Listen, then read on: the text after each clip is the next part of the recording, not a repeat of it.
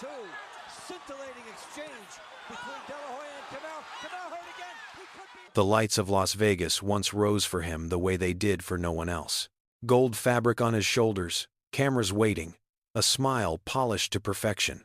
They called him the Golden Boy. Not just because he won fights, but because he fit the dream. Clean, marketable, untouchable.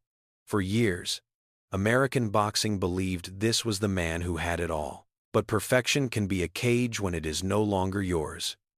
Behind the applause and the pay-per-view numbers, there was a version of Oscar de la Hoya the public was never meant to see. A man who learned early that legends are not allowed to doubt, not allowed to break, and never allowed to tell the truth. Every appearance demanded the same role, the same smile, the same image. And slowly, that image began to replace the man inside it. Not long before everything finally unraveled, De La Hoya admitted something that shattered the myth he had lived inside for decades. He said the hardest fight of his life was not fought under bright lights, and it was not against an opponent across the ring. It was against the lie he had learned to survive in. Because there were truths he could not speak while he was still the Golden Boy. And by the time he finally did, the cost had already been paid. Olympic gold turned him into a national symbol overnight. He was young, charismatic, bilingual, and perfectly positioned at the moment American boxing needed a new face. Titles followed in multiple divisions. Sold-out arenas became routine, and his name no longer belonged only to the sport. It belonged to billboards, television studios, and corporate boardrooms. He was not just winning fights, he was winning approval. For a time, the machine worked flawlessly. The victories were clean, the image carefully protected, the narrative tightly controlled. He was marketed as discipline and dignity in human form, the fighter who smiled as easily as he punched. In an era hungry for heroes, he became the safest bet in the business. But the higher he rose, the narrower the space became. Every decision was filtered through expectation. Every public moment was rehearsed. Weakness was edited out before it could breathe. Inside the gyms and locker rooms, there were whispers about exhaustion, about pressure, about a man who seemed most alive only when the cameras finally shut off. As the money multiplied, so did the distance between the person and the persona. Nights grew longer. Silence followed the cheers. There were early signs that something was slipping, moments dismissed as stress, rumors brushed aside as jealousy. The system had no incentive to slow down, and neither did he. At the peak of his fame, surrounded by belts, contracts, and applause, the foundation quietly began to crack. The Golden Boy was still standing in the spotlight, but beneath the shine, the cost of staying perfect was already demanding payment. The collapse did not begin with a loss, and it did not come from the ring. It began in the hours when the noise faded, when the crowds went home, and the Golden Boy was left alone with a version of himself he no longer recognized. That was when alcohol entered quietly, not as a vice, but as a companion. Later came cocaine, sharper, faster, more dangerous, offering escape instead of comfort. De La Hoya would later admit that he was not chasing pleasure. He was running from emptiness. Boxing had given him structure, identity, and validation, but it had never taught him how to exist without applause. When the lights turned off, silence felt unbearable. Substances became a way to slow the thoughts, to mute the pressure of having to be perfect again the next day. What made the descent more disturbing was that it happened while success was still visible on the surface.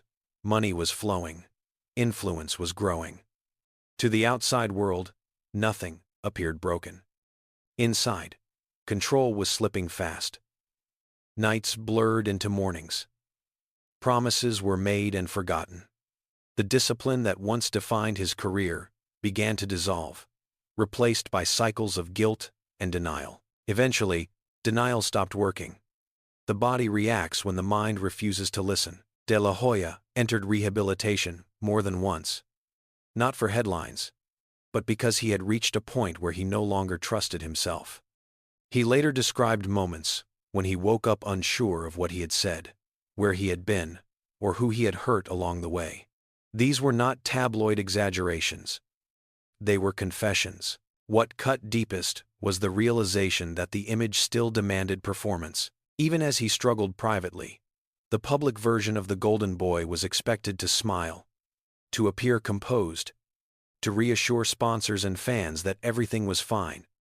Admitting weakness felt more dangerous than continuing to self-destruct in silence. In hindsight, De La Hoya acknowledged that addiction was not the disease, it was the symptom. A response to years spent living as a symbol rather than a man. He did not drink because he hated boxing. He drank because he no longer knew where boxing ended and he began. And as the addiction tightened its grip, another force was already watching, waiting for the moment when vulnerability could be turned into a weapon. At first, the relationship looked like opportunity.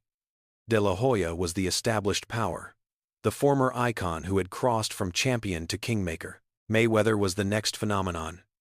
Brilliant, abrasive, undefeated, and hungry for control. When their paths aligned, it appeared to be a strategic alliance, promoter and fighter, united by money and ambition. But beneath the surface, tension was already forming. De La Hoya represented an older idea of boxing stardom. Image mattered. Respectability mattered. The system that built him had taught restraint, even when it hurt. Mayweather came from a different world. He did not want to be polished.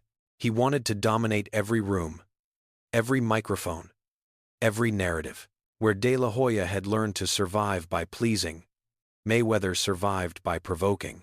The cracks widened quickly. Contracts became battlegrounds. Control over promotion, image, and revenue turned into silent wars. And then, the conflict crossed a line. Mayweather stopped attacking the business and began attacking the man. Publicly, relentlessly. He mocked De La Hoya's struggles, ridiculed his addictions, and reduced deeply personal battles into punchlines for crowds and cameras. For Mayweather, it was psychological warfare, a tactic as calculated as anything he ever did in the ring. But for De La Hoya, it was exposure. His private collapse was no longer hidden behind closed doors. It was being broadcast, dissected, and replayed as entertainment. The humiliation was total, not because the accusations were false, but because they were true. What made the conflict unbearable was the imbalance of power in that moment. Mayweather was undefeated, untouchable, protected by his success. De La Hoya was already slipping, fighting internal battles he could barely articulate, let alone defend against in public. Each insult cut deeper because it struck a man whose identity was already fractured. The boxing world watched without intervening. Some laughed. Others stayed silent. In a sport that respects dominance above all else, weakness is rarely defended. The machine that once protected the Golden Boy now stood back and let the spectacle unfold. For the first time, De La Hoya understood how quickly admiration could turn into permission to destroy. He tried to respond with dignity. But dignity does not survive long in an environment built on humiliation. Every statement was twisted. Every attempt at restraint was interpreted as weakness. The narrative had shifted, and he no longer controlled it. He was no longer the architect of careers. He had become a target. Behind the scenes, the psychological toll was devastating. Addiction thrives on shame, and shame thrives on exposure. The attacks did not create De La Hoya's struggles, but they magnified them. Each public jab reinforced the fear that he was nothing more than a broken version of a former hero. The Golden Boy image, once a shield, now felt like evidence against him. What hurt most was not the rivalry itself, but what it revealed about the sport he had given his life to. Boxing did not protect its icons. It consumed them, then replaced them. Mayweather understood this truth instinctively and used it without hesitation. De La Hoya learned it too late. Years later, De La Hoya would reflect on that period not as a feud, but as a turning point. A moment when his internal collapse became impossible to hide, when his vulnerability was turned into currency, and when the illusion of mutual respect in boxing finally dissolved. The conflict was never just about money or ego. It was about control of identity. In the ring, fighters prepare for pain. Outside of it, few are taught how to survive being stripped of dignity. For De La Hoya, the war with Mayweather was not a loss on record. It was the moment he realized that the sport he loved would not save him from himself. And once that realization settled in, the mask he had worn for decades began to feel unbearable. The Golden Boy was still standing in public, but privately, the man underneath was already preparing to say what he had never been allowed to admit. What came next was not another scandal, but something far more dangerous for a man who had survived by performance. It was honesty, not the kind shaped for press conferences, but the kind spoken when denial no longer works. In interviews that followed his lowest moments, De La Hoya stopped defending the image that had defined him. He began dismantling it. He admitted that for years he did not know who he was when boxing was taken away. The Golden Boy was not a nickname, it was a role. One he learned to inhabit so completely that the line between the character and the man disappeared. He did not say this with anger. He said it with exhaustion, as if carrying the truth had finally become heavier than the consequences of speaking it. He explained that success taught him how to win, but never how to be honest with himself. Every step forward in his career came with an unspoken condition. Do not disappoint. Do not change. Do not show weakness. Over time, those rules became internal law. Even when the cameras were gone, the performance continued.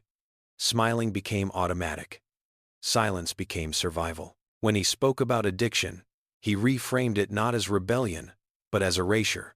Alcohol and cocaine were not about excess. They were about disappearing, a way to quiet the constant pressure of being something he no longer recognized. He did not blame boxing, promoters, or fans. He blamed his own fear of losing approval, fear of being seen without the armor. The most revealing admission was also the simplest. He said he had spent most of his adult life living for expectations that were never his. The image of the disciplined, flawless champion had been profitable, but it had left no space for doubt, grief, or identity. In trying to protect the legend, he had abandoned the person. There was no demand for forgiveness in his words. No attempt to rewrite history. Only recognition. Recognition that the hardest fight was not against opponents or public humiliation, but against the idea that truth would cost him everything. By the time he spoke openly, much had already been lost. Respect had faded. Power had shifted. The myth had cracked, but for the first time, he sounded lighter. He said he was no longer afraid of being imperfect, because perfection had nearly destroyed him. He was no longer afraid of losing the Golden Boy, because he had finally understood that the Golden Boy was never real. It was a mask designed to survive a system that rewarded silence. And in saying that out loud, he did something boxing had never prepared him for. He stopped fighting. After the confessions, the noise did not disappear. It changed shape. The headlines faded, but the distance remained. In a sport that measures worth in dominance and momentum, honesty does not earn protection. It isolates. The rooms that once opened easily became quieter. Conversations shortened. Familiar faces drifted away. De La Hoya found himself standing on the edge of a world he had helped build, no longer inside it. The Golden Boy image, once a shield, offered no defense now. Without it, there was nothing to negotiate with. No role to perform. No illusion to maintain. What remained was a man learning how to exist without applause. The irony was impossible to ignore. Boxing had rewarded discipline, sacrifice, and silence. When those traits finally broke him, the same system stepped aside, not out of cruelty, but indifference. The machine moved on, as it always does. New champions, new narratives, new heroes to protect until they cracked. In the quiet that followed, a different understanding emerged. Fame had promised security, but it never guaranteed belonging. Power had provided access, but it never taught peace. The cost was not measured only in scandals or broken relationships, but in years spent disconnected from one's own identity. This became the unspoken legacy, not titles or promotional empires, but a cautionary truth about what happens when a person is asked to become a symbol and never allowed to be human. Boxing took strength from him. It took silence. And in the end, it took the mask. What it could not take was the truth once it had been spoken. The ring is empty now. No cameras. No music. Just light hanging above a space that once demanded everything from the people who stepped inside it.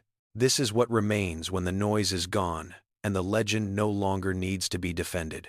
Oscar de la Hoya was celebrated as a symbol of discipline, success, and perfection. But symbols are rarely allowed to breathe. They are carried, displayed, protected, and eventually replaced. What the public remembers is the image. What the man remembers is the weight of wearing it for too long. There is no final verdict to deliver here. No winner to declare.